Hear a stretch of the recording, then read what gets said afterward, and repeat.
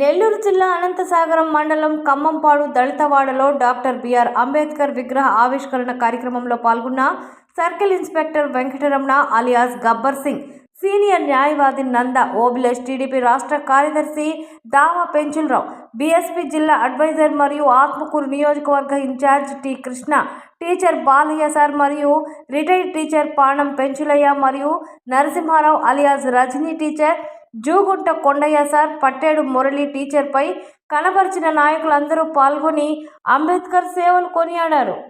అంబేద్కర్ కొన్ని వందల రోజులు నిద్రాహారం లేకుండా, సరైన భోజనం లేకుండా, మంచినీళ్ళతో కడుపు తిప్పుకొని మన కోసం త్యాగం చేసి గొప్ప రాజ్యాంగం రాస్తే మన గ్రామంలో 10 నిమిషాలు అన్నానికి పోతున్నారు. దయచేసి అర్థం చేసుకోండి. ఈ రోజుల్లో మనము తినే తిండిలో పత్రిక మెతుకులో బాబాసాహెబ్ అంబేద్కర్ త్యాగం సోదరులారా, అది మర్చిపోకండి. అందుకే చెప్తున్నా, ఆకలి కేకలు, మన అవమానాలు అన్ని మహనీయుడు బాబాసాహెబ్ అంబేద్కర్ పడ్డాడు, మనం పడలేదు. మన తాతలు తండ్రులు ముత్తాతలు వాళ్ళు పడిన కష్టాలు అవమానాలు అవన్నీ అధిగమించామంటే బాబాసాహెబ్ అంబేద్కర్ పుణ్యమే. సోదరులారా, మీ గ్రామానికి ఈ రోజు మహనీయుడు త్యాగాన్ని తెచ్చారంటే అది బాబాసాహెబ్ అంబేద్కర్ త్యాగాన్ని మీ గ్రామంలో పెట్టారంటే మీరందరూ త్యాగమూర్తులుగా చదువుకొని ఎడ్యుకేషన్ గా డెవలప్మెంట్ కావాలి. ఒక అర్ధగంట ఆకలైతే ఏమైంది బ్రదర్, ఏమైంది?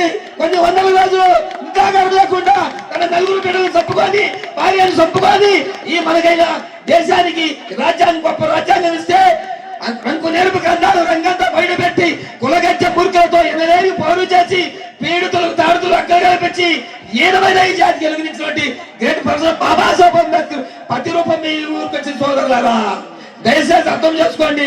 విగ్రహం పెడితే సంపన్నులు కట్టుకుంటే జైబులు చెప్పుకుంటేనే కాదు, ఆయన త్యాగాన్ని అర్థం చేసుకోవాలి.